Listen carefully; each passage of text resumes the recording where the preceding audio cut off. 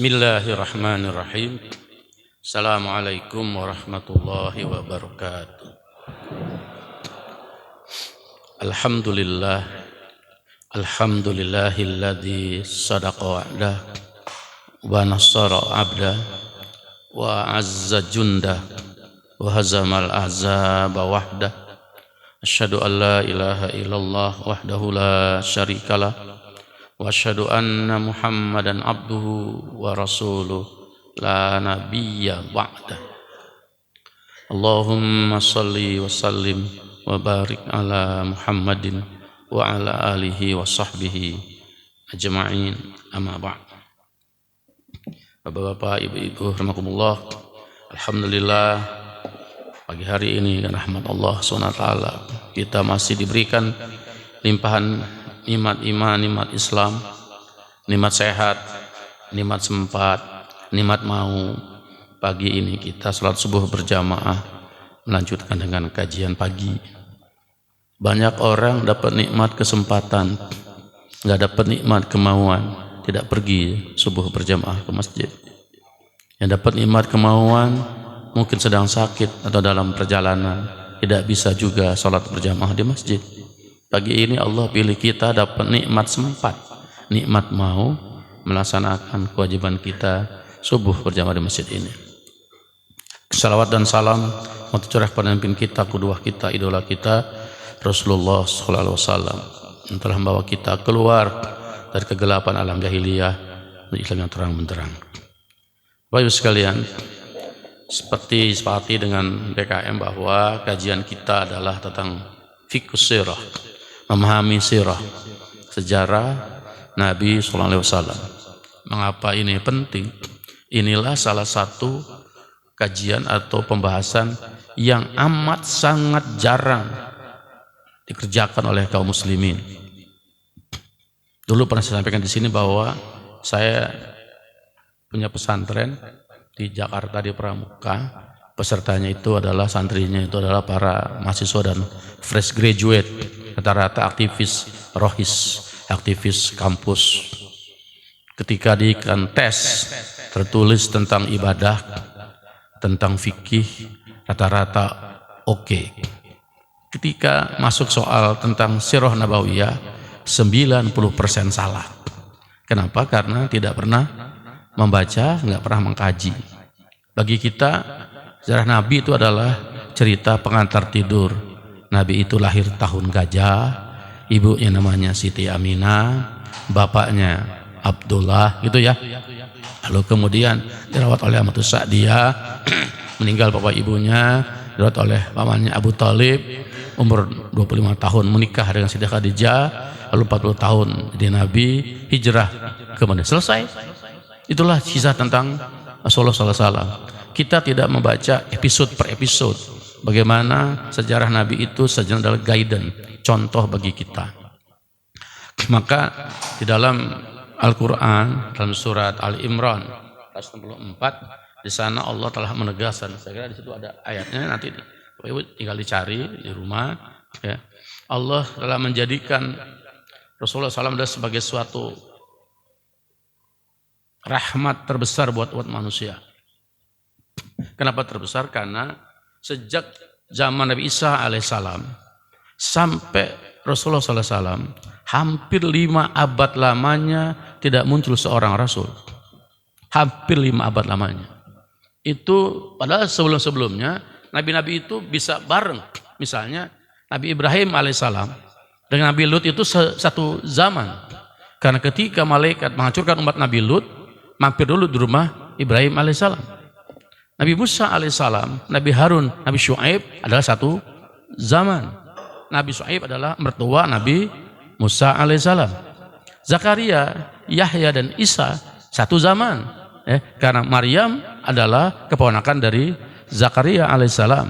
Nabi Yahya alaihissalam putra dari Nabi Zakaria. Di zaman itu para nabi bisa muncul berbarengan, waktu yang hampir sama, di tempat yang tidak terlalu berjauhan. Tapi sejak Isa alaihissalam sampai Rasulullah SAW jaraknya hampir 5 abad. Sehingga kita tahu bahwa kejahilian manusia luar biasa. menyembah berhala, menyembah patung, menyembah api, menyembah pohon, menyembah batu, berzina, anak ngawinin ibu, bapak ngawinin anak, tanpa jelas asal usul dan seterusnya. Intinya adalah manusia telah kehilangan harkat kemanusiaan yang demikian parah. Maka diutusnya Nabi kepada manusia adalah rahmat terbesar manusia yang Allah berikan kepada umat manusia. Nah, dalam ayat itu Allah telah menegaskan dalam surat Ali Imran ayat 164, ya. Situ Allah mengatakan, laqad manallahu 'alal mu'minin idz ba'atsa fihim rasulan min anfusihim. Sungguhnya Allah telah memberikan kebahagiaan kepada orang-orang beriman dengan membangkitkan fihim, ya, di kalangan mereka rasulan, seorang rasul min anfusihim. Perlu saya tegaskan kalimat min anfusihim. Kenapa? Dari diri mereka sendiri. Artinya Nabi itu orang yang besar, lahir, besar di situ. Biasanya dalam agama-agama yang lain, agama mereka, tokoh mereka itu makhluk luar angkasa. Beda dengan umatnya. Ya, kalau ada seorang agamawan bangsa lain yang sama-sama bekerja, yang sama dengan pakaian mereka, seolah itu tidak menggambarkan orang suci. Ya, orang suci tanda kutip harus berbeda pakaiannya, tampilannya, dan seterusnya. Makanya mereka tidak bekerja, adanya di pagoda, adanya di biara. Ya, Nabi tidak, min anfusihim, dari diri mereka sendiri. Artinya beliau itu sangat tahu tentang kondisi umatnya. Itu mengapa Rasulullah SAW itu kalau habis sholat berjamaah menjadi imam, setelah selesai salam beliau berbalik ke arah jamaah sambil berzikir. Kenapa? Supaya tahu kondisi umatnya. Jadi Nabi itu punya kelebihan, tak satu pun jamaah beliau nggak hafal. Beliau tahu si A, si B, si C. Kalau ada tidak datang sholat berjamaah, beliau tanya, kemana si fulan? Kok nggak kelihatan? Itu pentingnya seorang pemimpin memahami tentang jamaahnya. Min anfusihim.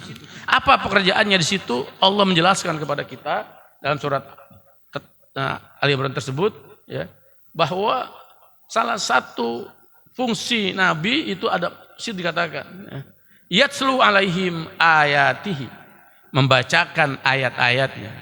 Ayat itu ada dua, ayatul kauniyah, ayatul qauliyah. Ayatul qauliyah adalah Al-Quran, wahyu. Ayatul kauniyah adalah sunnah alam semestawi. Orang bilang hukum alam, bukan, dan sunnatullah. Dibacakan. Ya. Wa yuzakkihim, lalu membersihkan jiwa mereka. Baru kemudian wal hikmah. Wa yu'allimul kitab wal hikmah, mengajarkan Alkitab dan hikmah. Inilah rahasia mengapa banyak orang berguru pada guru yang sama, di pesantren yang sama, pada kiai yang sama, bacaannya sama, hasilnya beda. Lihat ayat ini. Yatslu alaihim ayatihi, membacakan ayat. Yang kedua, wa yuzakkihim, membersihkan jiwa. Baru yang ketiga, keempat, mengajarkan kitab dan hikmah. Maknanya, kalau orang mau dapatkan nilai Quran dan sunnah, perlu tahap yang kedua, wa yuzakkihim, membersihkan jiwa. Kalau tanpa kebersihan jiwa, belajar kitab yang sama, di kiai yang sama, pesantren yang sama, hasilnya bisa jadi beda. Yang ini pendukung kebenaran, yang ini pendukung kebatilan. Lihat kemarin waktu Pilkada DKI, masih ingat? Ya, ya kan? Semua pakai ayat yang sama kan? Ini dibela oleh kiai, dibela juga oleh kiai. Kitabnya sama. Nyantrinya sama, rujukannya sama. Kenapa hasilnya berbeda penyikapannya? Ini proses setiap dilalui. Tidak melalui proses wa yuzakkihim, membersihkan jiwa. Salah satu indikatornya adalah kerendahan hati. Tidak bisa kita paham Al-Quran dan Sunnah kalau dalam dada kita ada kesombongan. Banyak orang misalnya kalau dia profesor, ya kan? Profesor, doktor, nggak mau baca Al-Quran atau membahas Al-Quran, hadis yang tidak kaitannya dengan ilmu dia. Gitu ya. Kalau Quran hadis basi. Yang keren adalah kalau ngutip pendapat para ilmuwan, misal. Nah, disinilah kita lihat bahwa ternyata banyak orang belajar yang sama, kitabnya sama, gurunya sama, tapi mensikapi persoalan berbeda karena proses ini. Wa yuzakihim. Tidak melalui proses itu. Ya. Baru akan mendapatkan kemudian proses dari bagaimana memahami Alkitab dan As-Sunnah. Itu yang pertama. Jadi Rasulullah SAW adalah rahmat terbesar umat manusia. Tanpa adanya beliau maka manusia dipastikan hidup dalam kegelapan yang luar biasa. Ya. Kemudian karena beliau adalah rahmat yang terbesar, maka beliau adalah teladan bagi kita semua. Sudah kita bahas waktu bulan lalu, ini hanya sedikit review. Kenapa Nabi teladan? Yang pertama karena dia manusia. Bisa dicontoh oleh kita. Ya. Andai kata Nabi itu malaikat atau setengah dewa, gimana cara kita mencontohnya? Ya. Kenapa dia jadi teladan kita? Seluruh perilaku Nabi bisa kita tiru, nggak mungkin nggak. Kenapa? Dia manusia. Bedanya beliau mendapat wahyu. Kul innama ana basyaru mithlukum. Katakan Muhammad kepada mereka, innama. Innama itu adalah kalimat pembatas. Aku ini hanyalah basyaru mithlukum. Sama kayak kalian manusia biasa. Kalau nggak makan, lapar. Ya, kurang tidur, ngantuk. Ditinggal wafat istri dan pamannya, sedih, betul. Mau perang, takut, manusiawi. Ya. Lihat waktu perang Badar. Ingat kisah perang Badar itu? Nabi itu berdoa. Ya. Sampai sorbannya 3 kali jatuh sambil menangis. Doanya sangat panjang, saya fotokan di ujungnya itu. Dia katakan, ya Allah, seandainya engkau tidak tolong pasukan yang sedikit ini, lan tu'bad idzan abadan.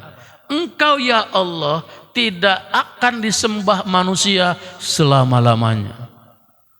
Doain doa yang miris ya. Kenapa? Yang ikut berperang segitu-gitunya 313 orang kan? Quraisy 1000 orang. Pasukan muslimin itu bukan pasukan terlatih, sebagian jagoan perang. Ya sebagian ada Umar, ada Hamzah ya. Tapi sebagian lagi adalah milisi berperang karena kewajiban syar'i. Tapi Quraisy yang datang itu jagoan perang semua. Maka Quraisy datang itu dengan seluruh pasukan perang 1000. Belum tukang gendangnya, belum ketimpringnya, belum yang dansanya. Karena pasti menang mereka merasa. Udah sekian tahun mereka marah sama kaum muslimin karena dianggap macak-acak tradisi Quraisy.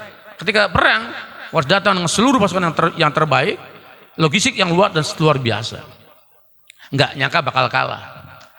Dan sahabat Nabi, kalau kita baca dalam surat Al-Anfal itu, sebagian nggak pengen perang.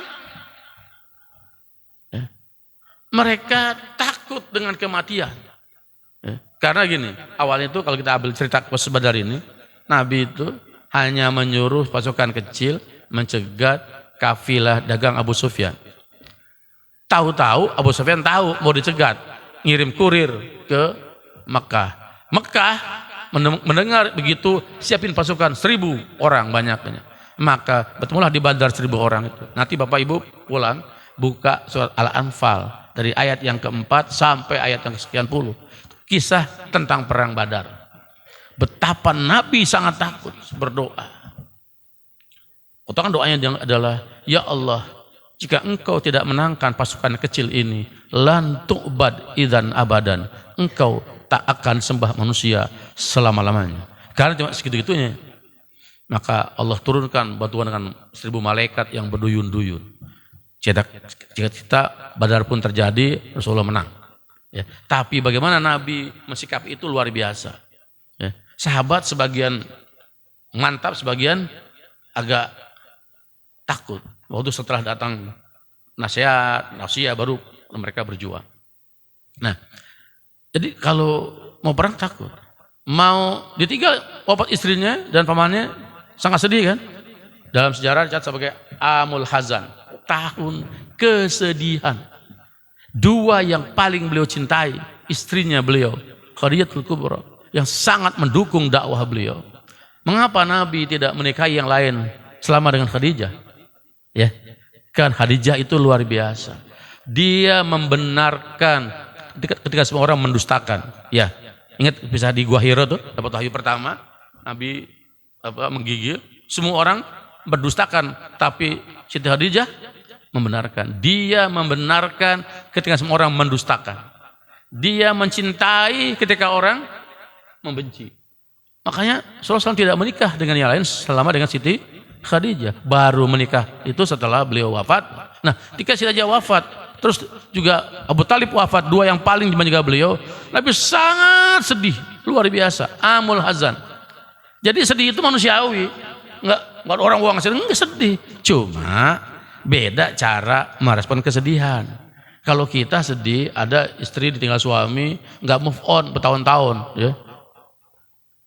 Ada orang meninggal istri, drop, Nabi sedih. Maka cara Allah menghibur Nabi adalah dengan Isra dan Mi'raj. Isra Mi'raj itu terjadi pasca kematian dua orang paling beliau cintai. Satu pamannya, kedua adalah istrinya. Itulah cara Allah menghibur Nabi, diangkat yang tempat yang tertinggi, Sidratul Muntaha. Kita ini kalau lagi suntuk ya, naik ke bukit. Enak ya? Naik ke bukit, tuh lihat, itu cakep ya. Kalau gitu kan jauh. Kalau dari atas lihat tuh, makanya orang seneng tuh, negeri di atas awan ya, ke puncak. Kenapa demen? Ya. Kalau ada di atas, rasanya nyaman. Ya. Itu orang naik gunung kan capek, naik, lelah. Karena apa? Karena dia tahu kalau sampai di atas, rasanya itulah cara Allah menghibur. Nabi dihibur dengan Isra dan Mi'raj. Nabi nggak punya makanan, lapar kan? Diganjel dengan batu. Jadi bukan manusia dewa, kalau nggak makan nggak apa-apa, nggak tidur nggak masalah, tidak tidur ngantuk. Itu apa ada dalam hadis Nabi pernah sholat subuh setelah matahari terbit. Kenapa? Karena ketiduran. Kenapa ketiduran? Karena kecapean. Ya. Kalau sekali-kali Ustadz, Kiai, subuh siangan ya normal, capek. Misalnya capek, keliling-keliling, pulang jam 2 malam. Ya. Pluk, bangunnya jam 6, normal, manusia namanya. Sesekali, bukan seringkali. Yang bahaya kalau, itu salah itu. Ini sekali, manusiawi. Beliau berjihad luar biasa lelah, bangun subuh, ternyata sudah matahari terbit, ya salat subuh. Ya, karena kalau orang tidur kan diangkat kewajibannya. 3, orang tidur sampai dia bangun, anak kecil sampai dia dewasa, orang gila sampai dia waras kan. Jadi orang tidur yang salah Mbah Surip, bangun tidur lagi, habis bangun lama-lama tidur selamanya, itu yang salah. Jadi kalau kita ini kadang-kadang kita ini suka salah, mau lihat kiai, ustadz, nggak boleh ada cacat dikit aja. Ya payah. Gua kira begini, masih begitu. Ya manusia. Selama namanya manusia, dia jamaah manusia. Bisa salah, bisa benar. Kita bisa menerima kekurangan itu. Nah, lain lagi tuh. Kalau salah terus terkacau tuh. Ya. Saya ingin mengatakan bahwa Nabi itu manusia biasa. Min anfusihim, dari diri mereka. Itu mengapa Nabi adalah uswatun hasanah terus ya. Uswatun hasanah. Kalau saja Nabi itu struktur tubuhnya berbeda, gimana cara kita mencontohnya?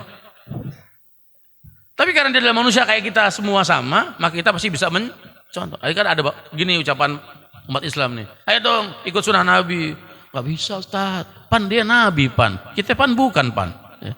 Jadi seolah tuh beda gitu loh. Kan dia Nabi pantas aja, kita memang bukan. Bisa. Yang tidak kita bisa adalah mendapatkan wahyu. Itu bukan domain kita, itu urusan Allah memberi wahyu kepada hamba yang dia pilih.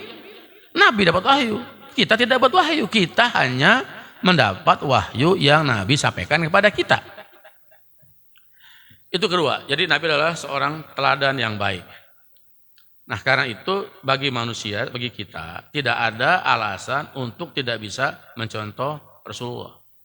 Ya. Yang ketiga, Rasul adalah khataman nabiyyin, ya. Penutup segala nabi. Karena ada aliran Ahmadiyah misalnya, ya, yang begini, ini salah kita juga sih. Kita sering menyebut Maulid Nabi besar, ya, Nabi besar kan? Maka kata Ahmadiyah, Mirza itu nabi kecil. Ya kita nyebutnya nabi besar. Maka kata mereka ini ada nabi, tapi nabi kecil namanya Mirza Ghulam Ahmad. Ya jadi Ahmadiyah. Ya, makanya kalau nyebut itu jangan nambah-nambah deh. Ya. Ya. Ini asal mereka. Kenapa dia nabi? Ya. Nabi Muhammad itu khataman nabi dia nggak bantah. Yang dapat kitab terakhir. Ini ada nabi kecil Mirza nggak bawa kitab. Tapi tadi dia bikin kitab namanya Tazkirah. Nantilah kalau kita bahas masalah harian sesat. Di sini banyak. Kemudian ini banyak di Indonesia, luar biasa banyak.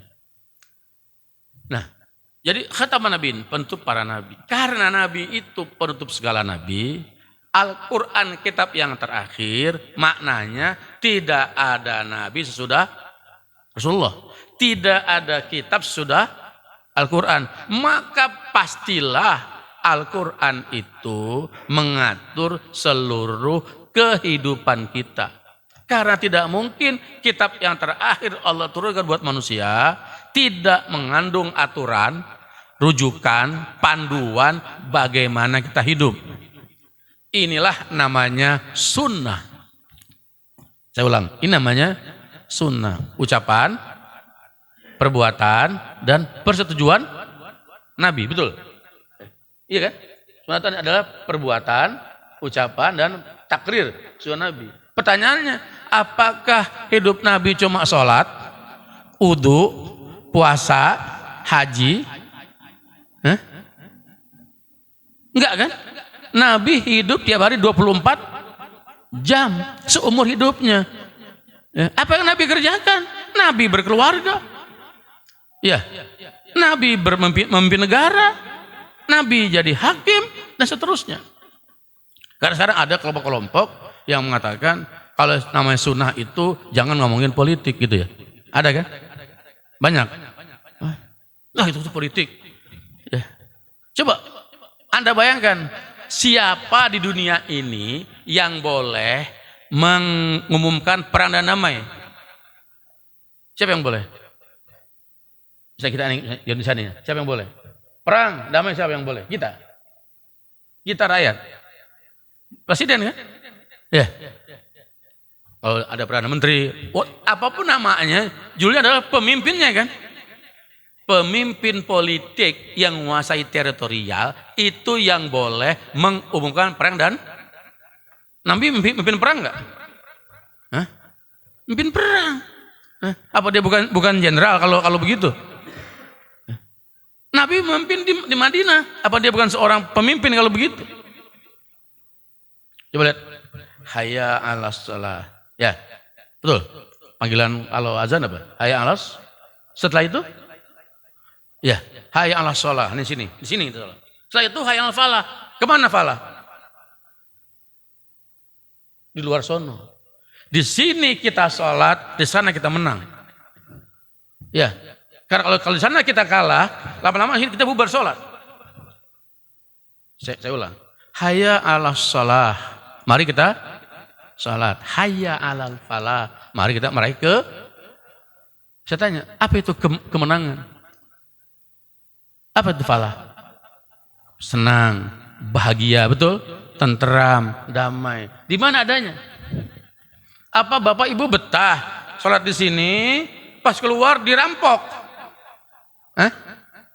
Ibu-ibu sholat di sini, pulang sholat Isya dibegal.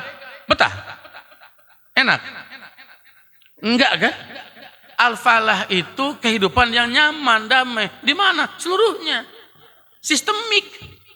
Jadi di sini kita sholat, di masjid, dalam masjid, sholat, luar kita mencapai ke, dengan apa kita kemenangan? Dengan otoritas. Nabi itu pemegang otoritas di Madinah. bedanya Mekah dan Madinah itu. Di Mekah, Nabi SAW sangat dihormati. Beliau adalah Al-Amin. Tanya orang Quraisy. Ini episode ketika Nabi ngirim sahabat hijrah ke Habsyah, Ethiopia. Dipimpin oleh Ja'far bin Abi Thalib ke sana. Dikejar oleh orang Quraisy kan, suruh balik lagi. Amr bin As waktu itu masih kafir. Memimpin delegasi Quraisy, ketemu sama Raja Najasyi. Minta supaya ini orang muslim ini dipulangkan ke Mekah. Ini bahasanya adalah desertir, ya. Para pengkhianat lah gitu. Suruh balikin ke Mekah. Lalu ditanya oleh Raja Najasyi kepada Amr bin As. Waktu itu dia masih kafir, Amr. Kamu kenal pemimpin orang ini? Iya. Bagaimana kisah orangnya? Jujur, terpercaya, Al-Amin. Yang ngomong Amr bin As. Tokoh Quraisy waktu itu datang ke Habsyah buat memulangkan orang muslim, musuh Nabi. Ditanya Najasyi, siapa Muhammad? Dia bilang Al-Amin, orang yang Abu Jahal, Abu Lahab, Mughirah bin Syu'bah, Umayyah bin Khalaf, tokoh-tokoh Quraisy kalau bikin kenduri tidak afdol kalau nggak ngundang Rasulullah. Karena datang atau tidaknya Nabi itu simbol, itu kenduri premium atau ecek-ecek. Kalau Nabi datang itu berarti premium. Kalau Nabi nggak datang itu berarti ecek-ecek. Tapi Nabi tidak diikuti, dihormati, dimuliakan, tapi tidak diikuti. Tidak pegang otoritas. Di Madinah, Nabi muhajir kan? Pindah dari Mekah ke Madinah. Tapi pegang otoritas. Lihat apa yang Nabi lakukan. Di Madinah, Rasulullah SAW begitu pindah hijrah ke Madinah, 3 yang beliau lakukan. Satu adalah bangun masjid, sebagai basis moral. Yang kedua adalah ikhawi, mempersaudarakan Ansor dan Muhajirin. Yang ketiga namanya adalah Piagam Madinah, Code of Conduct, Gentleman Agreement politik, mengatur semua orang yang ada di Madinah. Kira-kira kalau dalam bahasa ilmu negara, Pancasila UUD 45 itu mirip-mirip banget dengan Piagam Madinah. Satu saja bedanya. Piagam Madinah otoritas dipegang oleh Rasulullah. Di kita tidak. Tapi ulama membingkai dengan bahasa presiden harus orang Indonesia asli kan? Dulu gitu kan? Kalau asli satu, nih bahasa nih, coba lihat. Presiden harus orang Indonesia asli. Yang kedua, dipilih oleh MPR kan? Siapa MPR-nya? Versi udah pada banyak asli nih. 2, karena dia adalah perwakilan permusyawaratan. 2, yaitu utusan golongan dan utusan daerah. Saya tanya, kalau utusan daerah, kira-kira mana yang banyak? Mana yang banyak? Sebut. Kerajaan Ternate Islam atau non Muslim? Tidore. Semuanya Muslim. Maluku itu Muslim, Pak. Maluku itu Muslimnya muluk, kerajaan Muslim. Ternate, Tidore, Tobelo, Halmahera, Muslim. Cuma kecil di Ambon, setengah. Ya, paham nih? Jadi kalau kita bilang utusan daerah, dapat dipastikan semua kesultanan adalah Muslim ya? Betul. Kedua, golongan Muslim, ID, dokter ya Muslim. Ya, apa lagi? Jadi orang non Muslim ikut serta tapi tidak mendominasi. Dengan sistem partai politik yang sekarang ini sudah di amandemen, maka orang-orang ini masuk ke partai, ya PDI, Golkar, Gerindra, apalagi Nasdem. Di situ yang milih orang Islam, yang dipilih, halo, ini serius nih. Bapak kita dulu nyusun UUD 45 itu belajar dari Piagam Karena nggak mungkin mesti orang Islam gitu, maka disebutlah harus orang Indonesia asli. Tapi yang milihnya MPR. MPR-nya 2, golongan dan urusan daerah. Dapat dipastikan itu adalah Muslim. Ya. Halo? Jadi Bapak kita dulu luar biasa. Menyusun konstitusi itu luar biasa, Pak. Apa nih? Saya ulang lagi. Ini baca anak mahasiswa kan? Apal nggak? Pembukaan UUD 45 apal nggak? Ayo, woi, anak muda. Disebut situ ya. Atas berkat rahmat Allah yang maha, betul ya? Maka bangsa Indonesia menyatakan, jadi kita merdeka karena rahmat Allah, bukan karena perang. Kalau perang nggak bakal menang kita. Belanda pakai helikopter, pakai tank, kita pakai bambu runcing. Mana menangnya? Betul Pak? Kalau perang nggak menang. Perang itu wasilah, syariatnya kita berjuang gitu loh. Siapa yang memberi kemenangan? Allah. Allah yang beri kita kemenangan. Ketika sudah merdeka, Belanda masuk lagi kan? Agresi pertama, agresi kedua. Bapak Ibu, kalau tidak ada umat Islam, tidak ada NKRI. Catat baik-baik ya. Ketika terjadi agresi militer Belanda, Bung Karno ditawan nggak? Ditawan. Bung Hatta? Tawan. Jogja?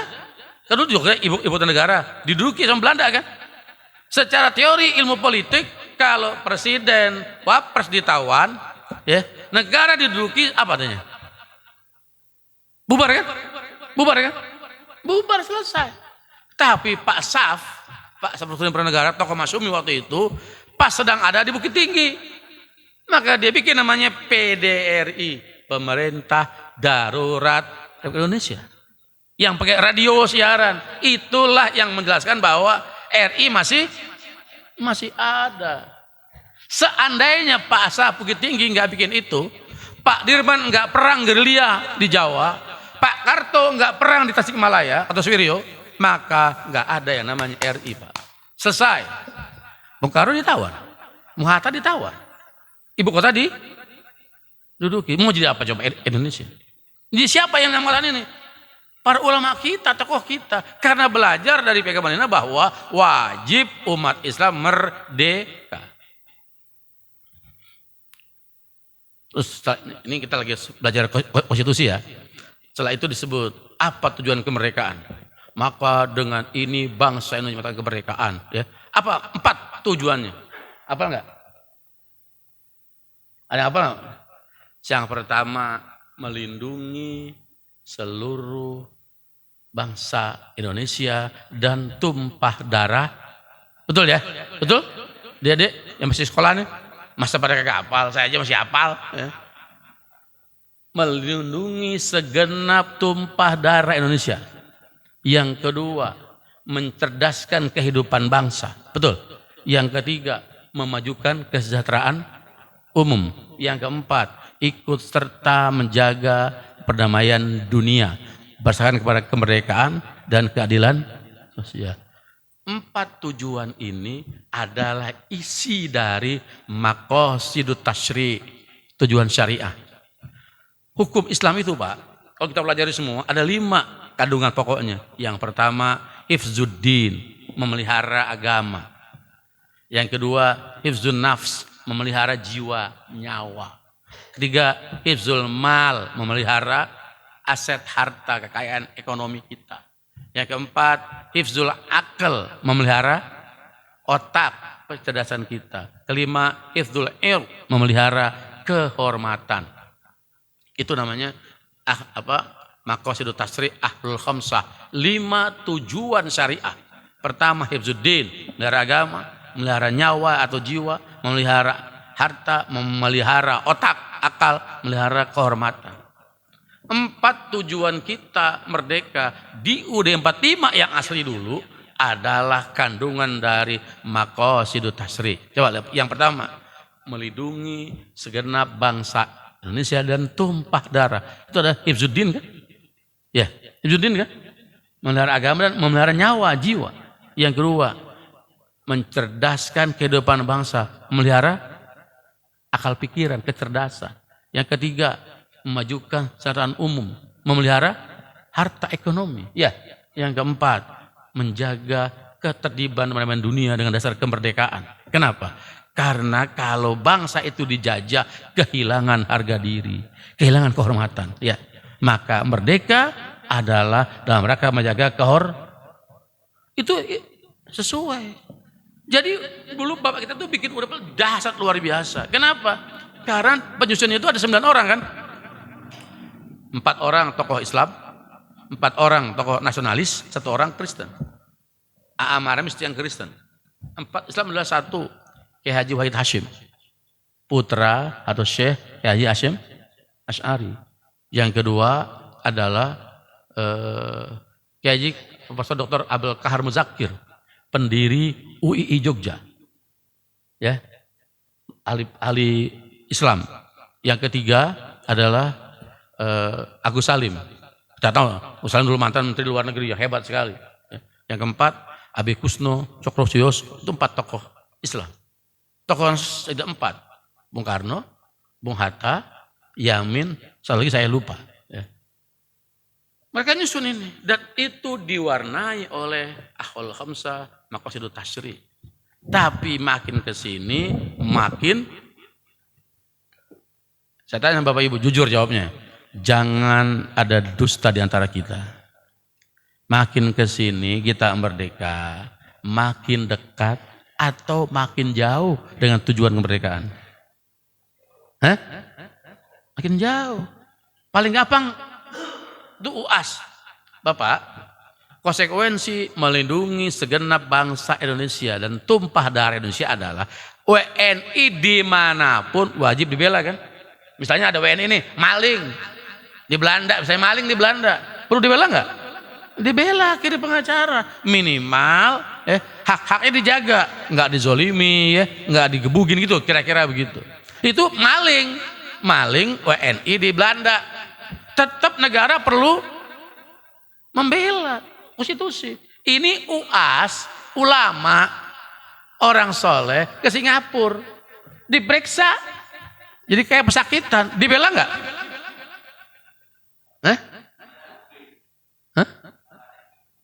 Ya, saya bilang, jangan UAS, maling pun, andai orang itu maling pun, wajib dibela oleh negara, karena negara mengatakan melindungi segenap bangsa Indonesia. Ini ulama datang Singapura, diperiksa kayak maling, dibela oleh negara, boro-boro dibela malah, paham nih? 1, yang kedua, memajukan kesejahteraan umum. Artinya apa?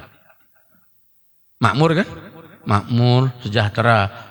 Lihat aja mak-mak tuh. Sampai sekarang orang masih pusing minyak goreng. Ya. Bapak tahu Ibu? Negara ini penghasil CPO, minyak sawit terbesar di bahannya untuk bikin minyak goreng. Saya tanya Bapak Ibu, apakah bos-bos itu beli tanah? Kebun sawit di Kalimantan, di Sumatera, di mana-mana itu tanah negara. Dengan kong kalingkong keluar izin, namanya HGU. Hak guna usaha atau HPH, hak pengusahaan hutan. Jadi bos-bos itu nggak beli Pak tanah negara yang dalam konstitusi untuk melindungi tumpah darah Indonesia diberikan kepada konglo, bikin kebun sawit jadi minyak malah atau mahal atau murah jualnya. Halo? Tanah-tanah negara dikasih konglomerat bikin pabrik minyak jadi minyak goreng, jualnya kepada siapa? Rakyat kan? Malah atau murah jualnya Pak? bertentangan dengan konstitusi kita. Halo? Tadi Ustaz ngomongin politik melulu. Ini syar'i. Ini syar'i. Ini perintah agama. Jadi Nabi itu membuat Piagam Madinah itulah yang jadi inspirasi para founding fathers kita menyusun UUD 45 dulu. Lalu mereka mengamandemen dirusak. Sekarang yang penting orang Indonesia aslinya. Jadi kalau ada namanya Chen Kuan Tai, namanya Chen Kuan Tai. Dia nama jadi Santoso, maaf. Orang Indonesia bukan? Boleh jadi presiden? Boleh. Aslinya Chen Kuan Tao. Tahu Chen Kuan Tao ya? Tilung dulu zaman saya kecil tuh, nonton film Cina, Chen Kuan Tao, Tilung, ya kan? Ganti nama jadi Santoso, ya, Wijaya. Orang Indonesia dia. Boleh jadi presiden sekarang? Boleh. Halo Bapak Ibu. Ini kok pada diem aja, ini ngantuk ini? Hah? Loh ini fakta. Loh Bapak oleh kita. Konstitusi kita mengacu pada Piagam Madinah yang Nabi bikin dahulu di Madinah. Itu menjamin warga negara ini dapat kesejahteraan. Ya. Apa sejahtera? Kalau nikah dapat rumah, ya gak? Siapa yang mau nikah gak? Kapan? Oh. Kalau ente nikah ente berumah atau mau di tempat kos-kosan? Rumah. Tapi percayalah, yang anak cantik ini mudah-mudahan ini, ya. Anak muda ini ganteng-ganteng nih, cantik ini. Kalau kalian besok nikah, mohon maaf, saya kan anak-nakutin, kalian terancam tinggal di atas pohon. Tanya sama Pak Rahman, Pak Rozali, berapa beli tanah di sini sekarang semeter? Berapa sekarang semeter? Di sini nih kalau ini berapa semeter sekarang? Hah? 5 juta. Jadi kalau anak kita gajinya cuma 5 juta, dia dapat cuma beli gotnya doang. Tahu got? Semeter kali 10. Berapa? 10 meter kali 5 jeti, 50 juta baru beli got. Bukan beli. Jadi besok Anda yang muda-muda ini terancam tinggal di atas pohon. Kenapa Tangerang, Tangsel, Jakarta, Bekasi jadi padat ya? Karena tanah sangat mahal, betul. Rumah seuprit yang mesti satu keluarga diisi bapak, ibu, engkong, ya, nenek, ponakan, ya kan? Perut di situ. Bapak pergilah ke Bekasi, namanya ada Kampung Seribu, itu tempat para buruh pabrik tinggal, ya.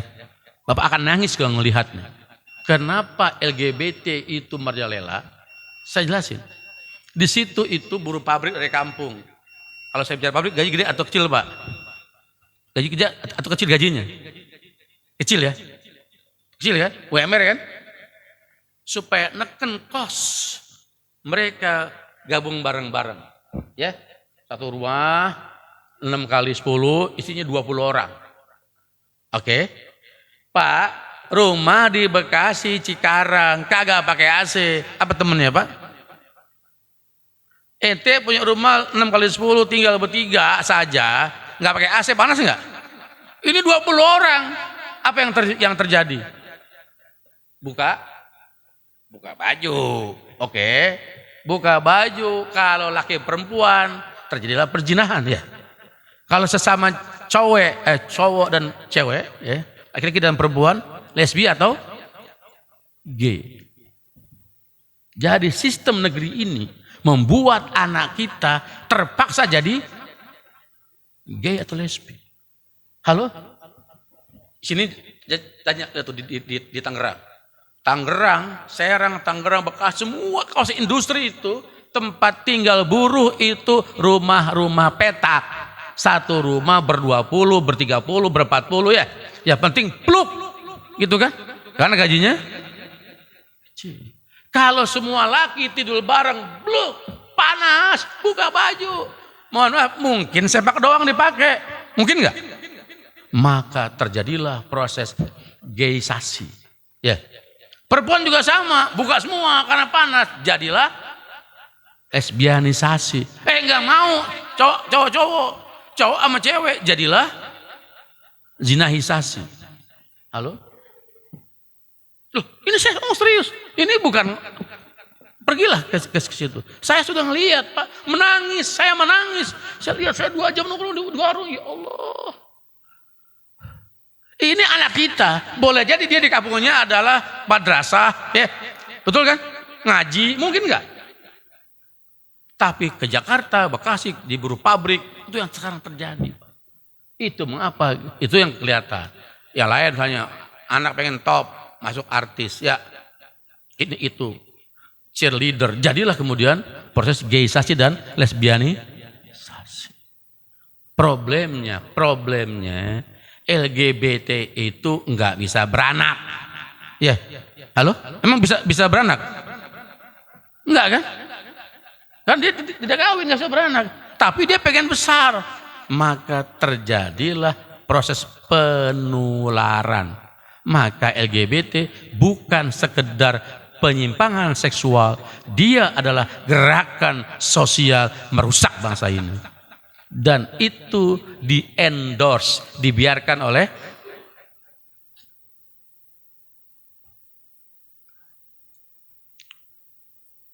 kumaha ya cicing wae ngantuk ya teh. Jadi Bapak Ibu, saya ingin mengatakan ini makanya baca sejarah Nabi. Nabi bikin 3, 1 bikin masjid, 2 disaudarakan Ansor dan Muhajirin, 3 bikin piagam Madinah. Dengan berbagai cara itulah Nabi membangun Al-Madinatul Munawwarah. Saya tanya, Madinah itu zaman Nabi dan sahabat sekedar tempat sholat atau pusat pemerintahan? Pusat pemerintahan, ngurusin zakat, ngurusin perang, ngurusin peradilan dari Madinah. Itu siapa bilang kalau sunnah itu sekadar urusan fikhiyah ubudiyah? Itu penting, iya sangat penting. Tapi bukan cuma itu. Tadi saya katakan karena Islam itu ada, Quran itu kitab terakhir, Nabi Rasul yang terakhir, maka pada diri Rasul ada contoh teladan sangat paripurna aspek kehidupan. Pada Al-Quran terkandung pedoman, panduan, ajaran yang sangat sempurna. Semuanya ada. Diajarkan doa masuk WC, ada? Ada, masuk WC ada? Doa mau makan ada? Ada. Ya. Itu yang privat, masuk WC, makan, pakai pakaian ada. Masuk masjid ada. Juga diajarkan bagaimana kita berkeluarga, bagaimana kita berjihad dan seterusnya. Diajarkan. Nah, Bapak sekalian, jadi nanti insya Allah ya, saya dulu ngomong bulan lalu, saya berharap Bapak Ibu kumpulin duit, ya, nabung dah, beli kitab Fiqhus Sirah, sejarah Nabi atau Sirah Nabawiyah. Nggak mahal kok. Saya punya ada yang bagus, 300.000 kemahalan. Ya. Beli yang murahan, ya, 80.000 ada satu. Baca buku Sirah Nabawiyah. Kita nanti akan bahas ini tidak semua, karena nggak kelar. Kita bahas per episode. Waktu peristiwa-peristiwa yang penting dalam sejarah Nabi kita bedah, kita sesuaikan dengan kondisi yang terkini. Kenapa tadi saya ngomong tentang UUD 45? Karena kita 2 minggu lagi 22 Juni ya. Hari lahirnya piagam. Bapak baca nggak itu sejarahnya? Ya, dari BPUPKI ya. Jadi PPKI berbulan-bulan para tokoh kita dulu berbagai golongan nyusun UUD 45. Lalu dibikinlah di sebuah anggota sekian banyak itu namanya P9, panitia 9 yang nyusun itu tadi 4 tokoh ulama, 4 nasionalis, 1 Kristen. Muncullah yang namanya Piagam Jakarta. Itu adalah gentleman agreement. Tapi ngomongin begitu sekarang dianggap radikalis, intoleran, ekstremis. Itu fakta sejarah. Jangan-jangan nih muda-muda nih nggak paham nih. Tahu nggak? Kapan nih? Tahu? Sekarang dibikin hari lahir Pancasila 1. Dengar baik-baik ya. 1 Juni itu pidato Bung Karno tentang Pancasila. Isinya adalah Pancasila, Trisila, Eka. Halo? Adik-adikku yang muda-muda. 1 Juni itu tuh dari tanggal 29 Mei, 30, 31, 1. Tahu-tahu udah ngomongin semua. Tahu itu pidato Bung Karno. Finalnya itu 22 Juni, ya. 1 Juni itu pidato Bung Karno, isinya tentang Pancasila, diperes jadi Trisila, 3, jadi 1 sila. Itu adalah ajaran berbau komunis. Halo? Halo? Paham gak nih? Paham gak nih? Sekarang hari libur 1. Bapak Ibu, sejarah adalah catatan para pemenang. Para pecundang gigit jari. Para pecundang. Maka mari kita baca sirah supaya besok kita bisa mendesain, merumuskan gerakan perjuangan umat ini sesuai dengan contoh dari Rasulullah. Insya Allah kita akan menang kalau mencontoh Nabi. Tapi kalau mencontoh Barat Timur nggak bakal menang. Nah, itu sudah kita bahas. Udah habis waktunya. Sampai jam berapa kita? Saya ini punya penyakit, kalau nggak di stop nggak berhenti. Ya. Ya, oke. Saya sebelum tanya jawab saya kasih seperti ini. Jadi nanti kita akan bikin materi ini tersusun rapi. Ya. Kita siapkan per episode, tapi itu hanya cuplikan. Untuk memahami utuh, saya berharap Anda semua, Bapak Ibu yang masih kuliah, masih sekolah, uang jajannya kumpulin. Ya. Sehari 5.000, 3.000. Sebulan bisa beli buku sirah. Baca buku itu, nanti kita bisa bedah bareng-bareng. Karena kalau saya ngisi sejarah Nabi, Anda nggak baca, Anda kayak denger Jait dulu zaman saya kecil. Kisah tentang Jait, cerita pengantar gitu. Tapi dia nggak pernah baca. Kalau kita baca, kita akan paham kenapa itu. Baik, silakan yang bertanya.